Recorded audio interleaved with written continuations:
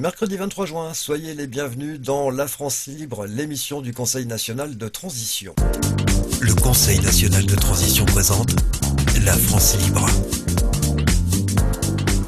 Lundi, mercredi, vendredi, 20h30, 22h. La France libre.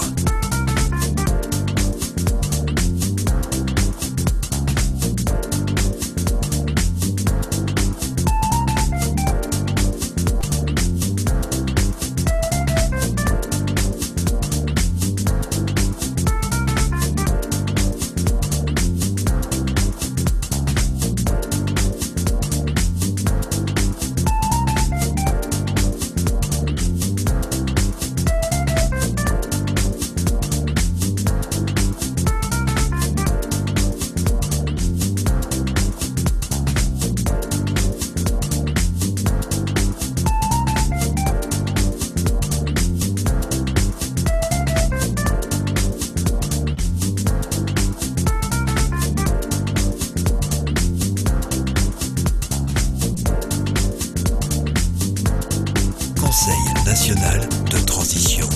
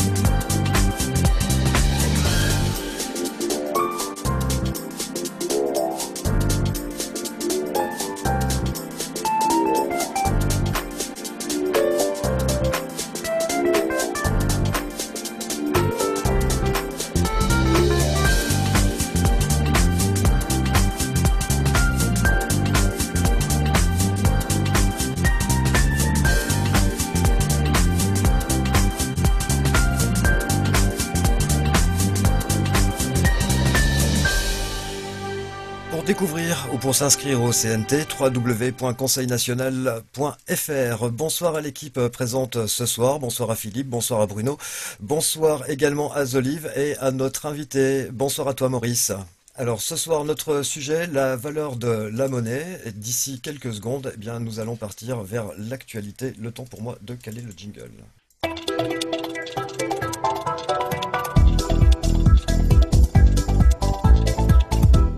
L'actualité pour ce mercredi 23 juin avec Bruno et Philippe. Bonsoir à tous. Au niveau de l'actualité, il y a deux choses importantes, d'après moi, hein. C'est premièrement le fait que nous sommes le 189e jour de détention abusive de Éric Fiorilde. On ne l'oublie pas, on pense à lui et on dénonce véritablement cette détention qui est vraiment totalement injustifiée. Et d'autres personnes ne baissent pas les bras. Je vais parler du professeur Raoult qui hier en a encore rajouté une couche sur l'hydroxychloroquine en disant en disant clairement et nettement que les études qui ont été faites ont été volontairement stoppées quand on a commencé à s'apercevoir qu'il y avait des résultats positifs. Donc, j'apprécie de voir ça parce que c'est un grand scientifique, c'est le numéro un mondial et il n'y a qu'en France qu'il est critiqué. Et puis, comme par hasard, les médias en ont très peu parlé. On essaye de l'oublier. Voilà.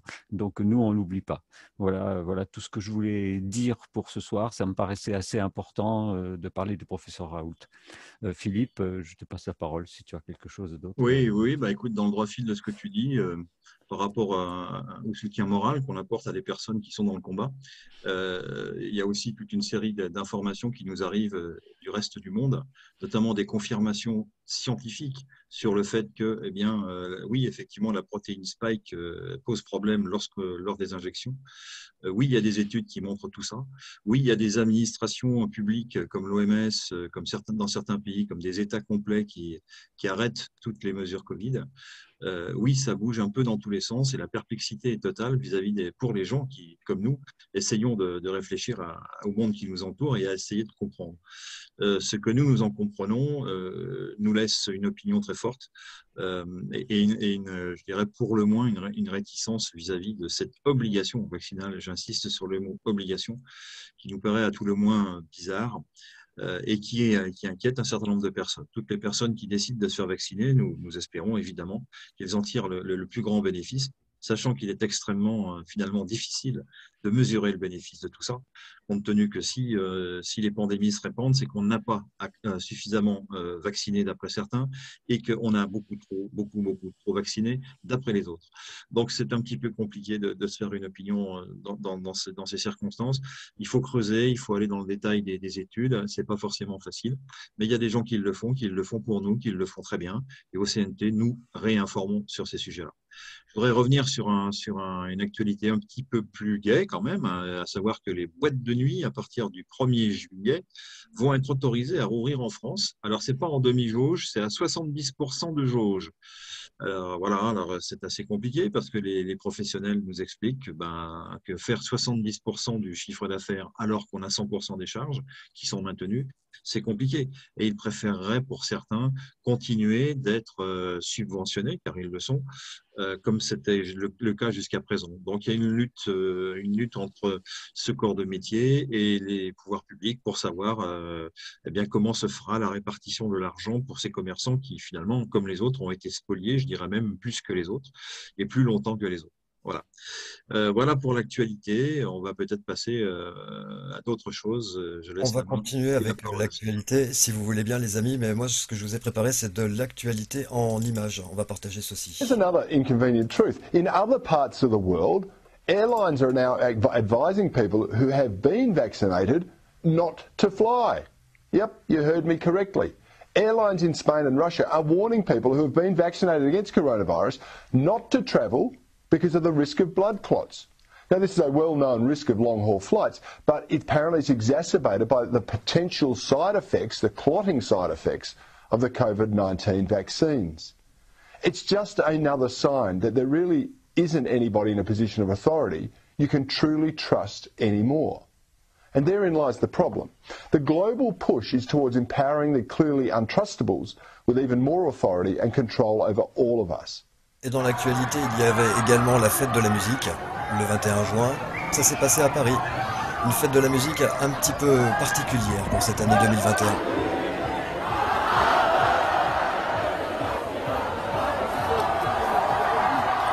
Jusque-là, tout va bien.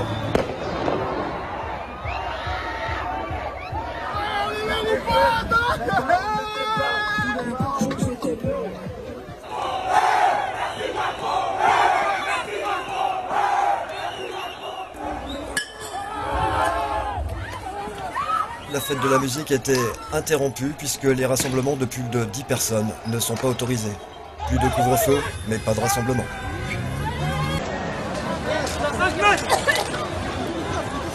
C'est donc ce qu'il s'est passé ce 21 juin dans les rues de Paris, et ça c'est ce qu'il s'est passé à l'Élysée, avec la présence de personnes, d'artistes, pseudo-artistes comme Jean-Michel Jarre, qui ont ambiancé le locataire de l'Élysée. Voilà pour l'information de ce 23 juin. Nous allons pouvoir maintenant rentrer dans notre sujet de ce soir, la monnaie, la valeur de la monnaie. Je vais faire un peu le monsieur loyal parce que c'est un sujet auquel je ne connais rien. Donc, je vais faire aussi le candide, si vous voulez bien. Laisser la parole aux spécialistes. On va peut-être démarrer par une description par Zolive, ça serait peut-être le plus simple, de ce dont nous allons parler ce soir, c'est-à-dire de cette monnaie qui s'appelle la June, je crois. On va pouvoir aussi se relayer ou s'appuyer sur la commission finance qui a travaillé pendant ces 10 semaines d'exercice que nous avons conduit depuis le début de cette année, dont Bruno a un témoignage important à nous faire part. Et puis, bien entendu, on va s'appuyer sur la compétence et les connaissances nombreuses de Maurice, ici présent, peut-être challenger la June ou tous les principes relatifs à ces monnaies locales. Là, c'est mon pitch à moi. Je vais peut-être empiéter sur tes prérogatives, Sylvain, essaye de ne pas trop m'en vouloir. Et je te repasse la main ou est-ce que je la passe directement à Zolive? C'est toi qui décides. Non, nous allons partir directement avec Zolive, on regardera l'introduction après. Ça marche. Bonsoir Zolive. Ouais. Bonsoir tout le monde. Alors, on va peut-être prendre la June par rapport au départ. Alors, c'est pas la seule monnaie alternative qui existe, hein, il y en a d'autres. Euh, En fait, des monnaies alternatives se sont créées certainement suite à la dévaluation des monnaies actuelles. Enfin, la dévaluation, moi, je parle pas de valeur matérielle, hein, je parle de valeur, de vraie valeur, disons. Donc, ça peut être euh, enfin, c'est la valeur humaine là qui est mise en avant avec la June en fait, puisque on s'échange en fait des prestations euh, ou du matériel même. Hein. De toute façon, du coup c'est en June. Alors, on peut échanger, c'est-à-dire qu'en fait les prix sont libres. Donc on pourrait très bien échanger un service contre un matériel.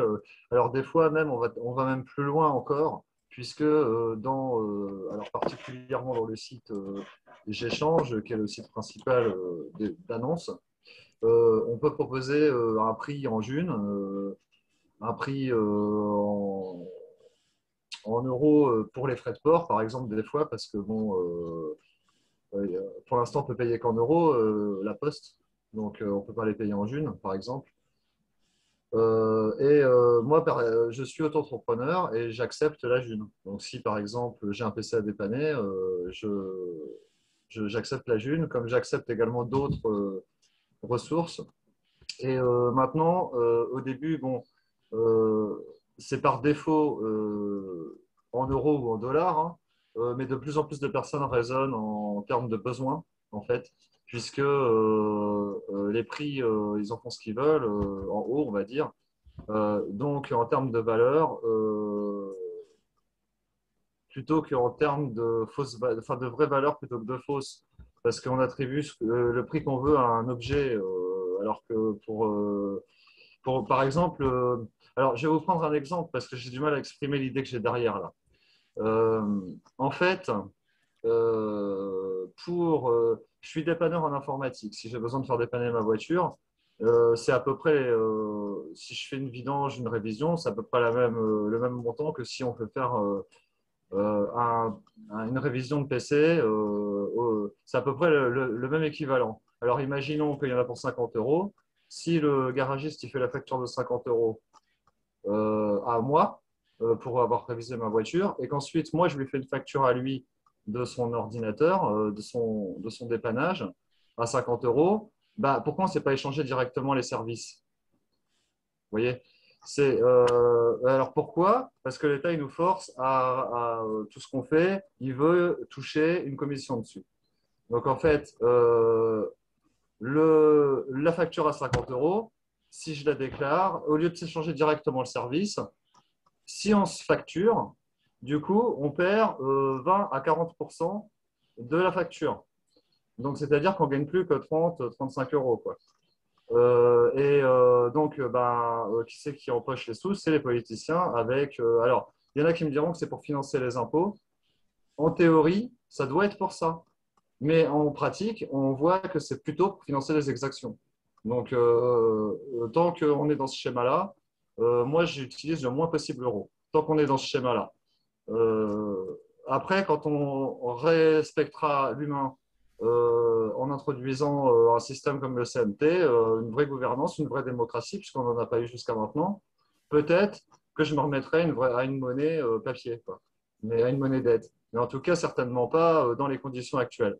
Je rappelle l'article 14 des droits de l'homme et du citoyen qui permet de se questionner sur la contribution publique. Quand elle est mal utilisée, cette contribution, moi j'estime qu'il n'y a pas à la payer du coup, puisque ça doit garantir les droits et non l'inverse. Euh, D'accord. Donc tu nous parles de voilà, crypto-monnaie donc en ce fait, soir, hein, alors Zolive, on a, j'ai bien compris. bon, La non, June? c'est simplement pour dire, peut-être que je ne devrais pas développer trop, mais c'est simplement pour dire que je pense que les personnes qui ont pensé à créer des nouvelles monnaies alternatives comme ça, c'est justement suite au constat, en tout cas que moi j'ai fait, que d'autres ont fait, que le système monétaire actuel permet enfin, c'est pour alimenter la criminalité, clairement. Donc, du coup, c'est sûr que si on peut se passer de cette monnaie de singe, que j'appelle ça, autant le faire, en fait. Justement, j'en profite que tu dises ça, monnaie de singe, puisque moi j'ai préparé une petite introduction pour le sujet. Ça parle de la planche à billets, ça parle de la valeur réelle de la monnaie. On te retrouve juste après, Olive. Merci. 8h30, le Conseil national de transition présente La France libre. Des discussions, des rubriques, de l'information. Quelle est la valeur de notre monnaie selon vous? La notion de monnaie, telle que vous la connaissez aujourd'hui, n'a pas vraiment changé. La monnaie, c'est tout simplement un moyen d'échange qui existe depuis plus de 3000 ans. Et bien que les principes d'une monnaie forte demeurent les mêmes, vous aurez deviné que la forme a considérablement évolué au fil des ans. Pourquoi les gouvernements font-ils baisser la valeur de notre monnaie? En fait, l'or physique a été la toute première monnaie. Au cours des siècles, plusieurs autres formes ont suivi, avec soit une composante en or, métal ou une protection sous la forme de réserve en or physique. Mais au cours des dernières décennies, le contenu en or et en métaux de pièces de monnaie a graduellement baissé. Et nous nous retrouvons aujourd'hui avec à la fois du papier-monnaie et des pièces pratiquement sans valeur intrinsèque. Pourquoi? D'une part, cycliquement, dans l'histoire des monnaies, on a vu des États faire baisser volontairement la valeur de celle-ci pour faciliter les exportations. La baisse de la valeur de notre monnaie peut être aussi une conséquence d'une décision financière de l'État. Par exemple, un gouvernement ou sa banque centrale peut décider de vendre une partie de ses réserves d'or ou imprimer beaucoup de billets de banque dans le but de financer ses promesses électorales ou pour faire face à ses engagements. Pour que notre papier-monnaie ait de la valeur, il faudrait que notre banque centrale détienne des actifs tangibles de qualité pour soutenir 100% de sa valeur. Il serait bien logique que ce soit le cas, me direz-vous, mais plus aujourd'hui. Depuis 2017, aucune monnaie n'est supportée à 100% par des valeurs sûres comme l'or physique. Au cours des derniers 3000 ou 4000 ans, l'or a servi de devise fiable et a survécu à toutes les crises financières. On ne peut pas en dire autant de la valeur des autres monnaies. Voilà, le sujet de ce soir maintenant est introduit, la valeur de la monnaie. Alors j'ai une question pour Olive. Ce qui m'a paru intéressant dans la June, c'est que c'est une monnaie qui est créée d'une manière décentralisée par chaque individu, le fait qu'il existe et que tous les mois, il crée par sa présence physique, le fait à partir du moment où il participe au système de la June, il y a une certaine quantité de June qui est créée simplement parce qu'il existe. Donc ça peut faire penser un peu à la notion de revenu inconditionnel. Donc ça, on en parlera peut-être tout à l'heure, mais est-ce que tu peux préciser justement le système? Oui, alors il y a deux points dans ce que tu as dit. Donc, il y a le moteur de blockchain. Alors, certains connaissent ce terme hein, de blockchain. C'est en fait une chaîne où chacun a une partie. En fait, actuellement, enfin, dans le système standard, classique, on a un serveur où sont hébergées les données. Là, pour le moteur de blockchain, c'est en fait chaque personne qui est sur le réseau héberge une partie des données, en fait. Et tout est crypté, ce qui fait qu'il y a des clés de cryptage et de décryptage. Et c'est quasiment impossible, enfin c'est impossible en fait, ça a été conçu pour que ce soit impossible à reconstituer par fuite d'informations, disons, ça pourrait. Mais du coup, après, derrière, il y a les clés de cryptage et comment on reconstitue. Bon, après, je ne vais pas rentrer dans la technique, mais en fait, on appelle ça des nœuds. Il y a des nœuds dans le réseau. Et donc, chaque nœud connaît les nœuds suivants à utiliser. Donc, c'est-à-dire qu'il faut se connecter à un nœud pour connaître les nœuds suivants. Il peut y avoir plusieurs chemins possibles. Donc, c'est impossible de remonter comme ça et de reconstituer les données. Par contre, il y a du coup un inconvénient à ce système, peut-être qu'il sera réglé par la suite, hein, ils sont en train de réfléchir là-dessus, c'est que on a des portefeuilles, on appelle ça des portefeuilles, donc on peut en ouvrir autant qu'on veut, reliés à un seul compte. Donc on peut être membre certifié, mais au début on a des portefeuilles avant d'être membre certifié, et les portefeuilles, en fait, si on perd notre mot de passe, on perd le portefeuille, il est perdu dans l'informatique. On ne peut plus le récupérer. Justement, c'est l'inconvénient de la blockchain. Par contre, sur le comment dire, sur le deuxième point, ouais, parce que je ne vais pas m'étaler trop longtemps sur la blockchain. Hein, c'est un système donc, qui permet de décentraliser la monnaie et de décentraliser d'autres choses puisque ça sert aussi pour d'autres choses.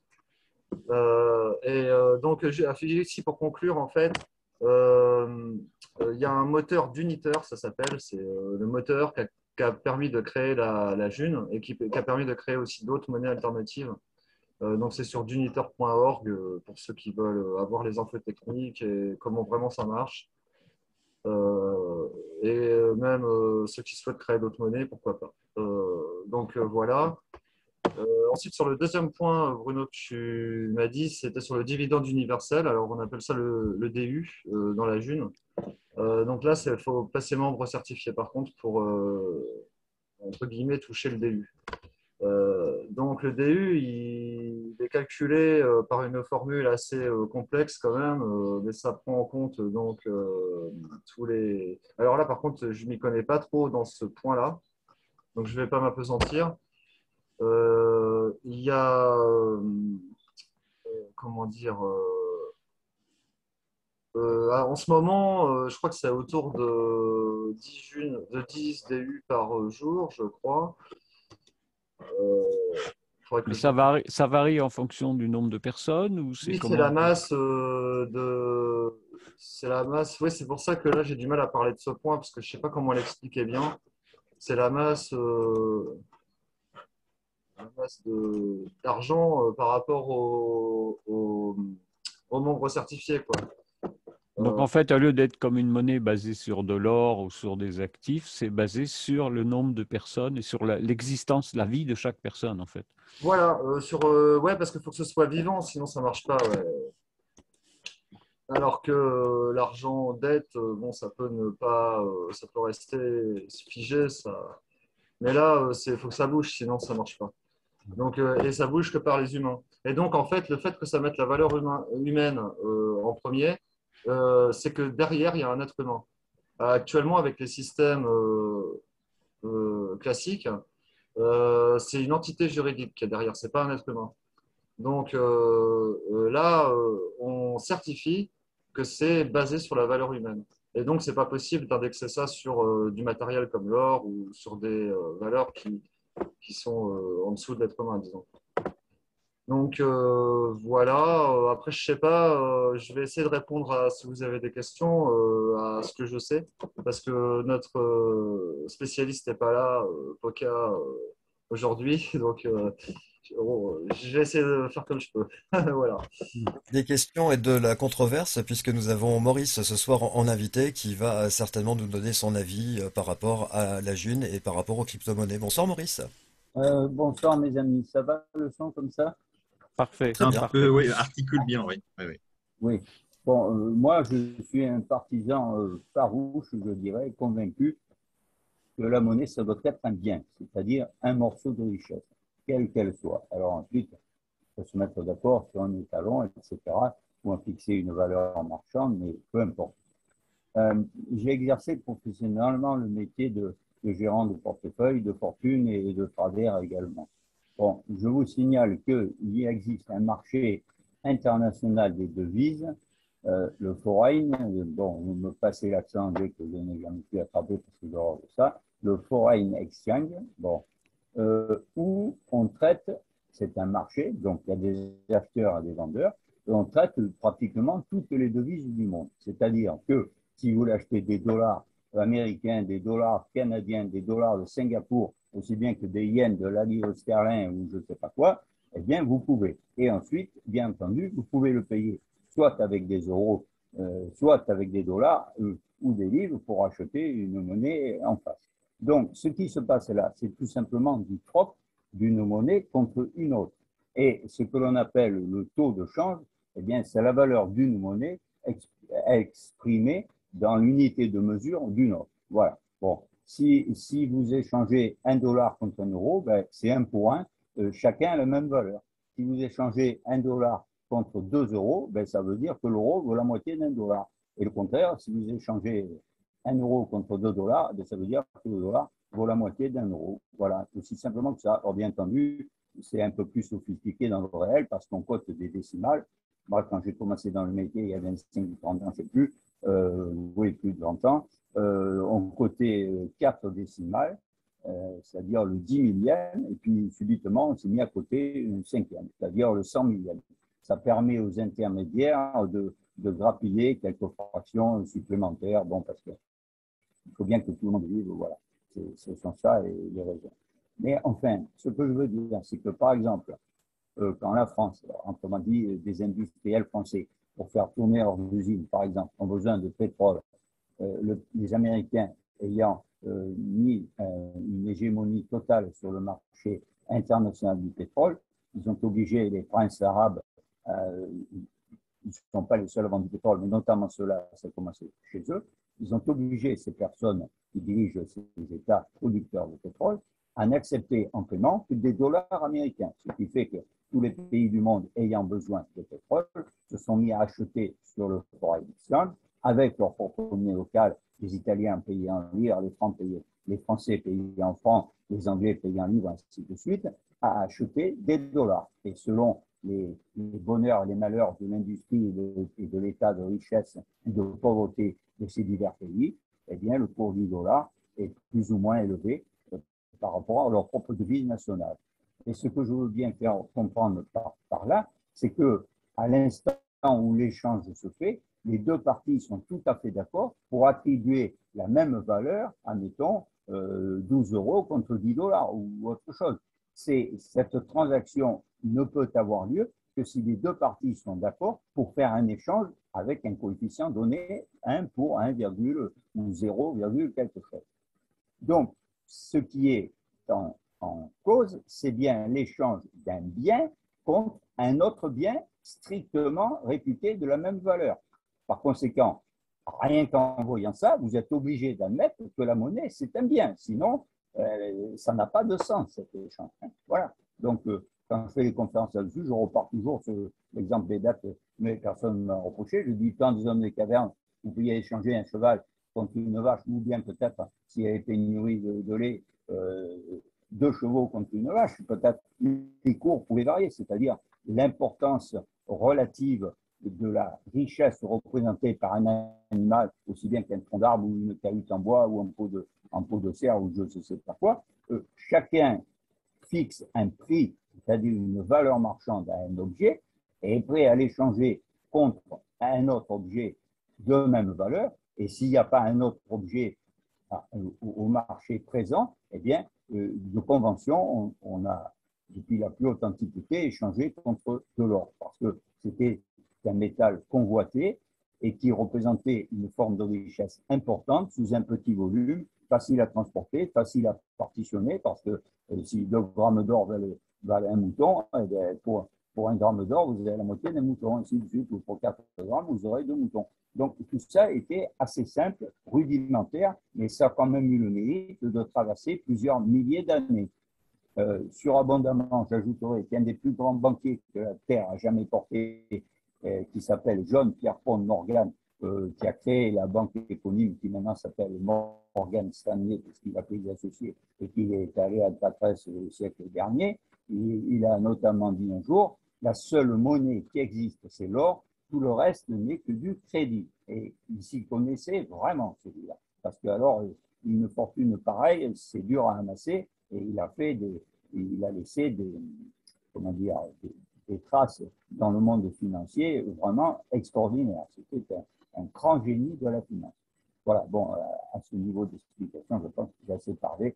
On va écouter peut-être Bruno présenter le résultat des ateliers qui parlaient de ça, parce qu'il nous en a parlé hors micro et ça avait l'air assez prometteur et intéressant.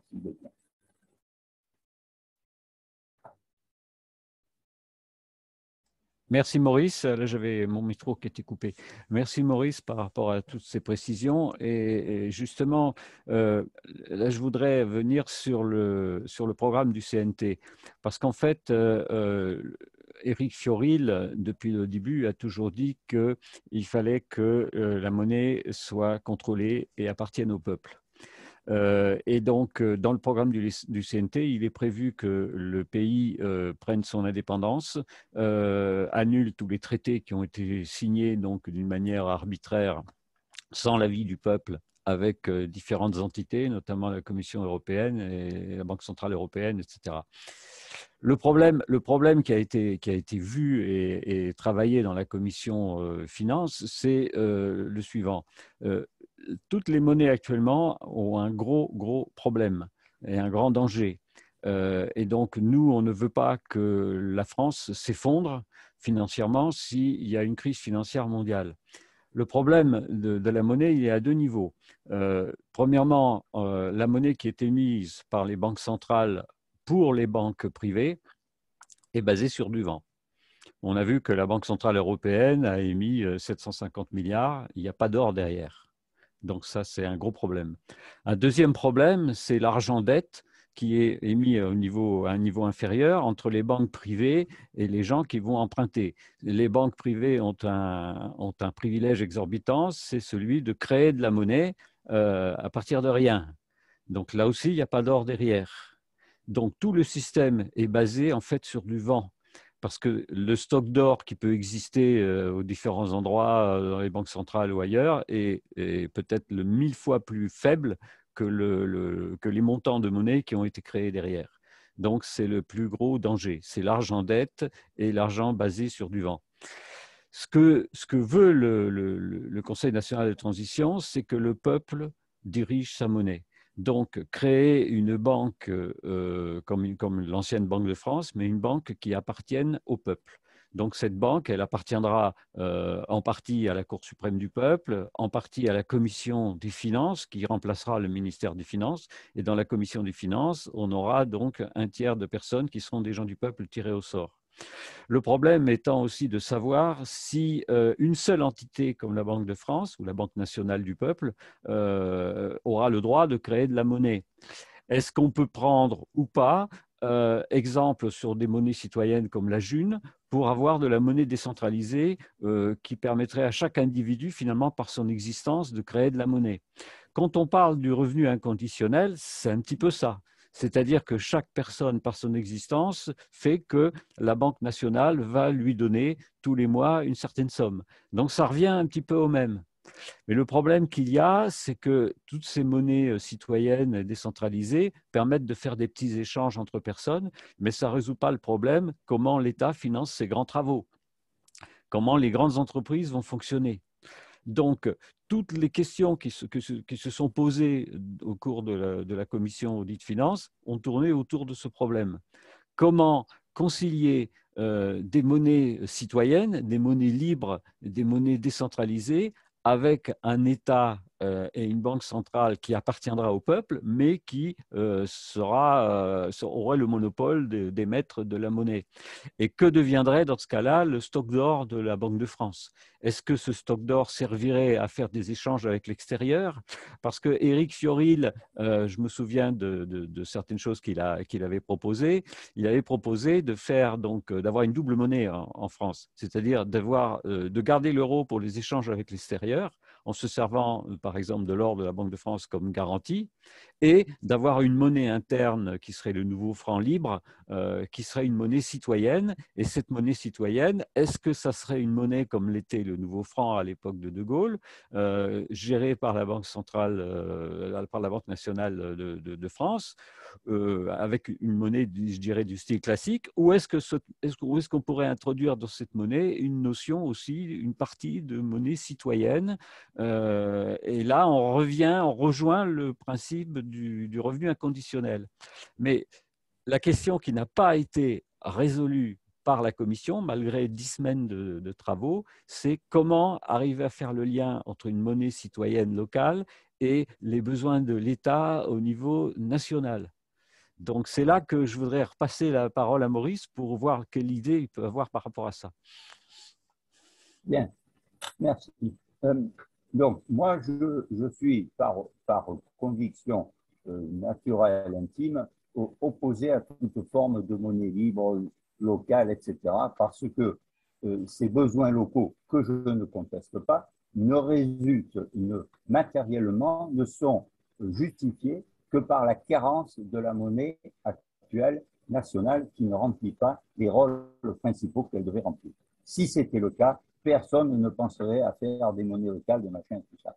Pareil que pour la June, à mon avis, c'est une collusion malheureuse et mal fagotée de mon seul point de vue, ça n'engage que moi, pas la société, je le précise pour les éditeurs, de vouloir régler des problèmes sociaux, économiques, de classe, de personnes, de rang social en quelque sorte, pour éviter que certains tombent dans une trop grande pauvreté, dans l'indigence, et qu'on prélève sur la richesse nationale créée par le pays tout entier une petite fraction de monnaie que l'on remettrait chaque mois à un individu qui aurait le droit d'exister dans cette communauté nationale. Donc, c'est pas la monnaie qui est en cause, c'est un choix politique. Ça n'a rien à voir de mon point de vue. Ensuite, je voudrais faire une autre incise. Il faut savoir que depuis 12-15 ans, je ne sais plus, la fameuse histoire des subprimes, là, qui a défrayé la chronique aux États-Unis il y a plus de 10 ans, c'était en 2008, 9, je ne sais plus. Nicolas Sarkozy était venu faire un discours à Toulon, auquel je suis allé assister. Je suis revenu particulièrement enchanté. J'ai dit à Joséphine, ma compagne, bon, ben, c'est formidable, ce jeune gars, il a votre avocat, il a tout compris, etc. Et ça va marcher comme sur des roulettes. Malheureusement, au bout de 2 ou 3 mois, on s'est aperçu que les autorités monétaires, le ministère des Finances et la communauté nationale ont fait rigoureusement le contraire de ce qu'avait dit M. Sarkozy. Donc, ce discours a été nul et non avenu, et ça nous a précipité dans des malheurs assez grands. Je voudrais faire encore apporter une petite précision. Depuis cette époque, les banques américaines ont toutes été recapitalisées, c'est-à-dire que j'éclaircis un peu le truc. En gros, une banque, c'est une société commerciale qui a des fonds propres, c'est-à-dire ce sont les capitaux neufs, en quelque sorte, apportés par les actionnaires lors de la fondation de la banque. Ensuite, une banque bien gérée, normalement, prête ses capitaux propres et ensuite d'autres capitaux qu'elle emprunte sur les marchés financiers internationaux et qu'elle prête ensuite à ses propres clients. Les règles prudentielles de jadis admettaient et admettent encore que vraisemblablement, il est hasardeux de prêter plus de 10 fois les capitaux dont on dispose.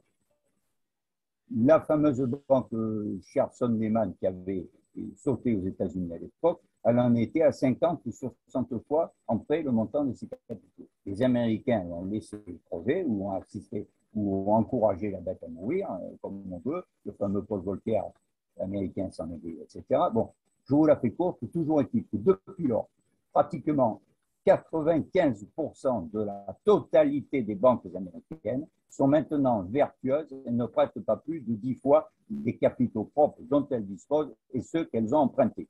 Alors maintenant, versus France.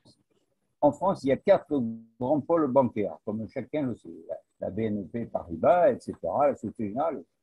La Société Générale, par exemple, si on examine son bilan, le bilan publié, je ne parle pas des engagements hors bilan, le bilan officiel. Si on fait bien les comptes, on s'aperçoit que le multiple de prêt de la banque est de l'ordre de 45 fois la mise et que si on fait le ratio d'après les comptes qu'elle publie elle-même dans son bilan officiel, donc vous allez rechercher, vous refaites les comptes après moi, vous trouvez le même résultat, elle dispose de capitaux négatifs d'environ 10 milliards. C'est-à-dire que non seulement elle est faillie, mais qu'en plus, il manque 10 milliards à peu près dans la caisse, ou 8, enfin, ça dépend de la façon dont on retraite les comptes. Et que malgré cela, il existe d'autres engagements hors bilan dont on ne connaît pas la teneur exacte, qui ne peuvent qui ne peuvent se justifier que par de futurs déboires en complément, en augmentation à ceux que je viens déjà de décrire. Pareil chez les autres banques. La Banque de Paris a un bilan qui dépasse le produit intérieur brut français. Les engagements en bilan dépassent, combien, 2000 milliards et quelque chose. Enfin bref, pour vous dire que les banques françaises sont, avec certaines banques allemandes, extrêmement fragiles et en réalité, elles sont mortes depuis les années 2008-2010 et qu'on les maintient en survie, comme l'on fait des fois pour des rois nègres, enfin, passez-moi l'expression, mais des rois d'Afrique centrale, pour des raisons de succession, on garde le cadavre au foyer tant qu'on n'a pas résolu le problème de la succession de ce dictateur-là. Eh bien, la dictature financière en est au même point. On garde en survie artificielle des banques françaises principalement, alors qu'elles n'ont pas été recapitalisées comme les banques américaines. Donc, si vous avez l'économie, eh bien, vous pouvez tout à fait légalement ouvrir des comptes aux États-Unis ou dans des succursales de ces banques américaines, et je vous garantis que là, vos dollars sont 1000 fois plus en sécurité que vos euros dans les banques françaises. Ensuite, pour ceux qui croient qu'il y a un fonds de garantie concernant la faillite éventuelle des banques françaises pour les porteurs français ou autres, les clients de ces banques, c'est tout à fait exact. Le fonds de garantie se comporte à peu près dans les 50 milliards d'euros. On arrondit à la louche. Hein, là.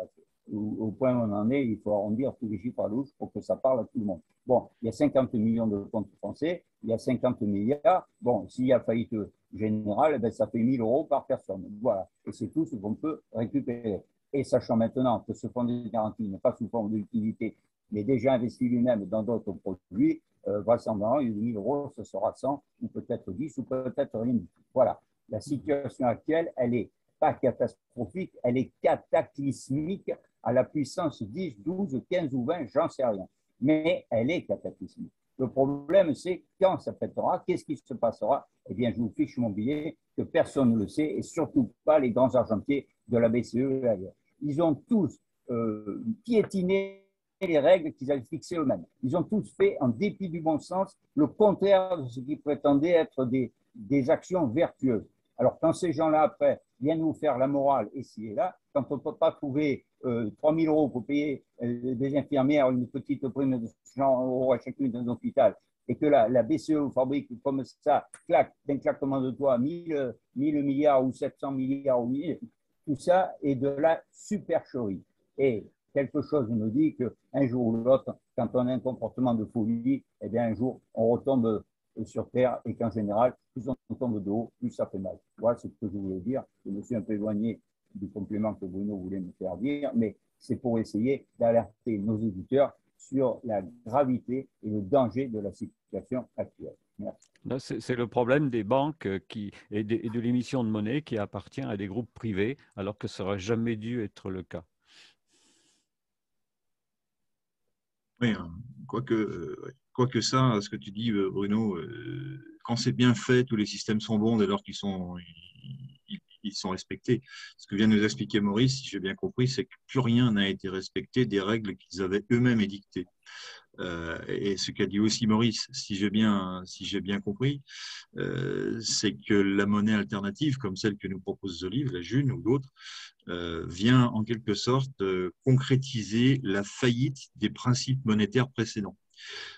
Et acter le fait que la pauvreté se répand à cause des procédures qui ont été mises en œuvre, qui enrichissent les riches et qui appauvrissent les pauvres. Ça a l'air un petit peu démagogique ce que je dis, mais c'est la réalité.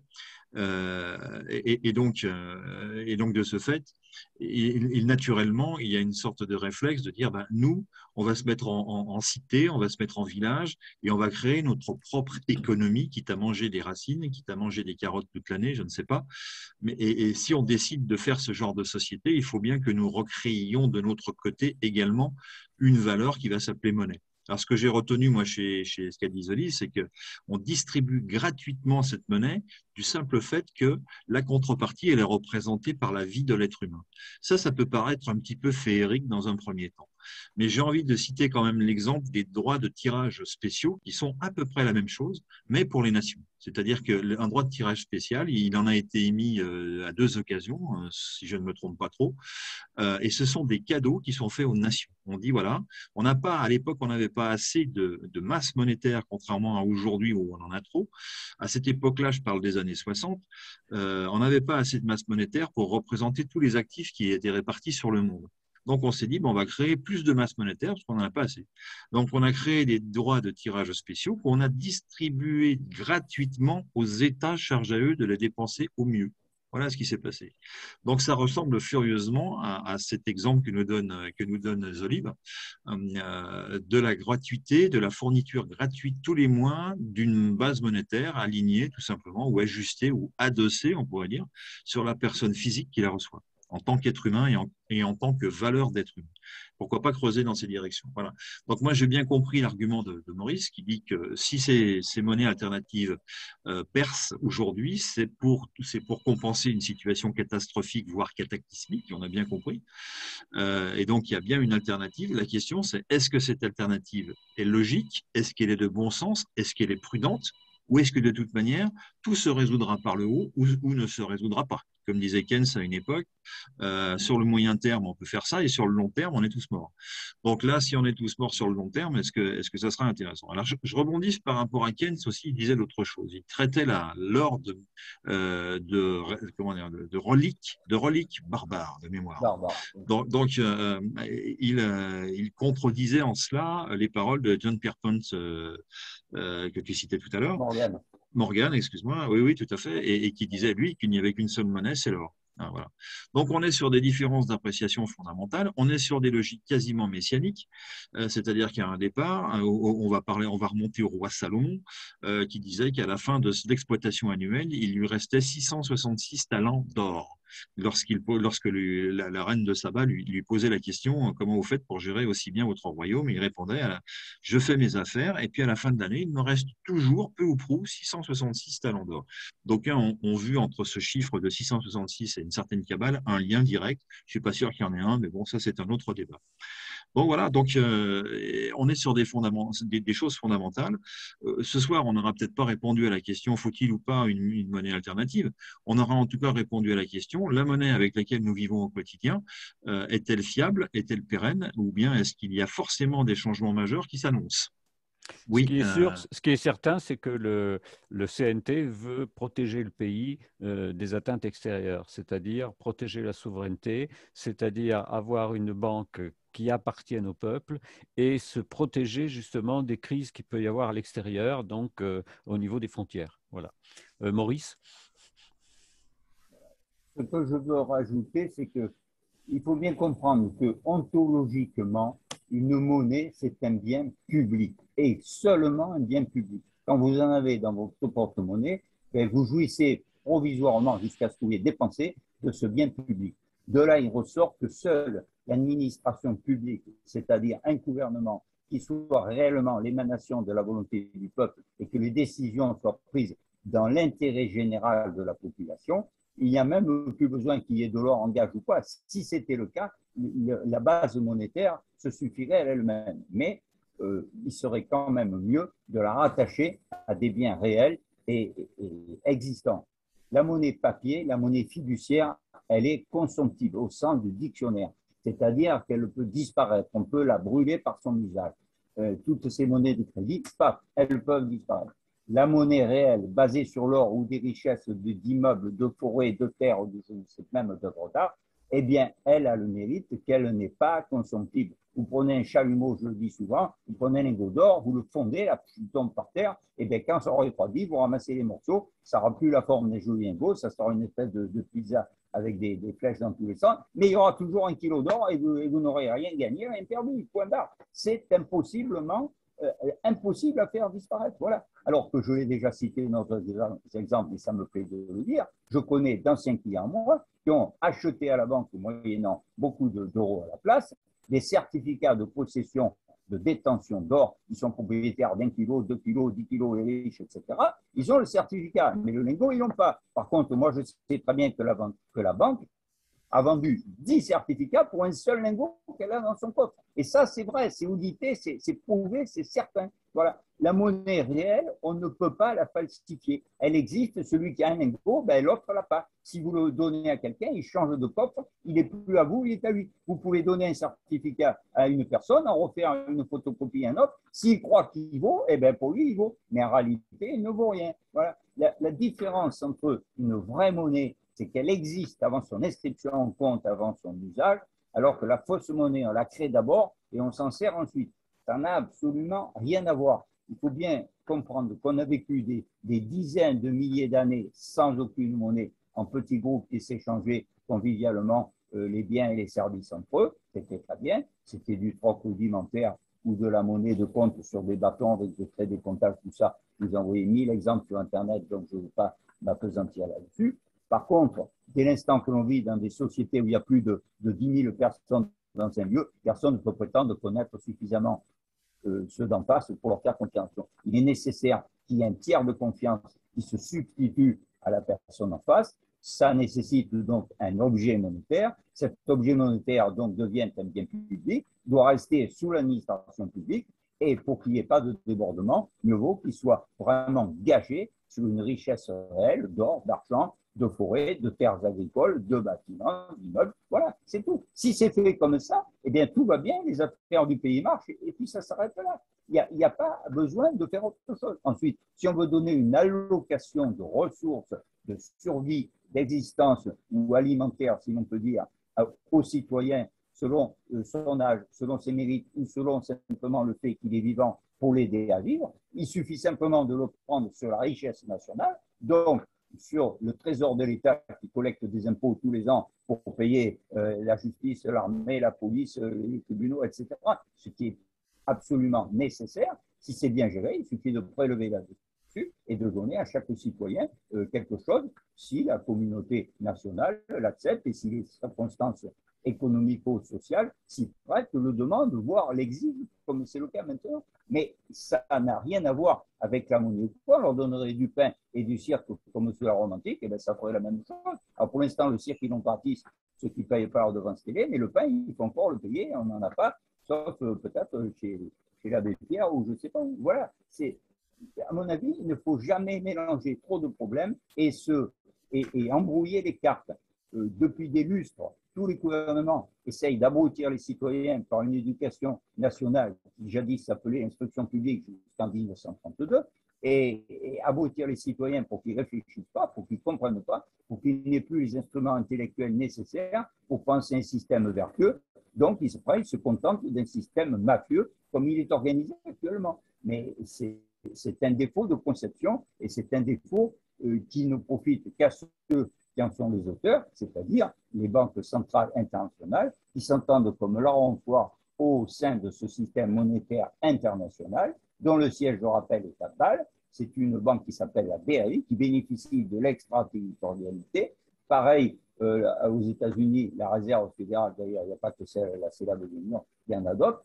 Ce n'est pas une réserve, elle n'est pas fédérale. Bon, eh bien, sous Bonaparte, on avait créé la Banque de France qui n'était pas réellement au service du pays, enfin à moitié, enfin qui était constituée de capitaux privés. Elle a été nationalisée à la fin de la précédente guerre et les tenants d'autres actions ont été indemnisés. Les gens ne le savent pas, ça. Mais on ne les a pas spoliés, on ne les a pas volés. Ils ont été indemnisés de leurs capitaux. Donc ça ne leur appartient plus, ils n'ont rien, aucun droit là-dessus. Ensuite, les réserves d'or qui sont constituées dans cette Banque de France qui appartiennent donc à la nation française, eh bien, certains vous diront Sarkozy en a fait vendre et tout, c'est exact, mais il ne faut pas oublier que s'il a vendu, il a reçu quand même en paiement, en échange, la contre-valeur de l'époque de l'or.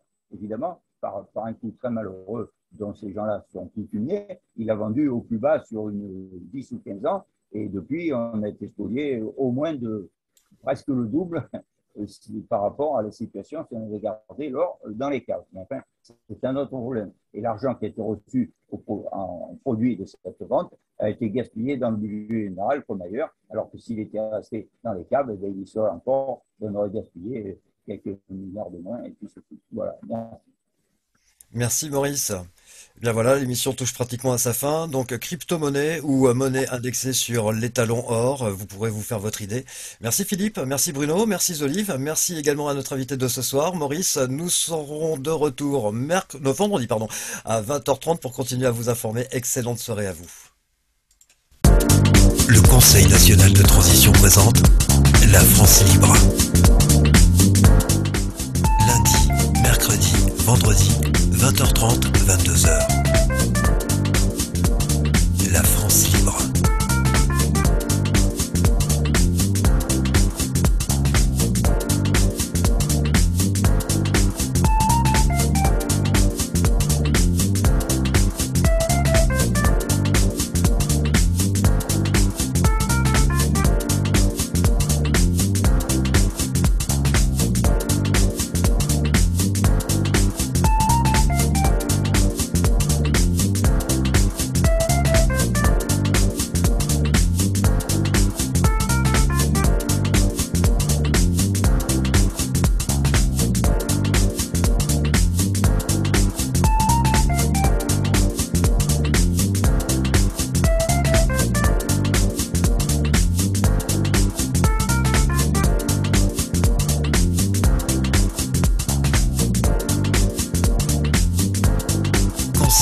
nationale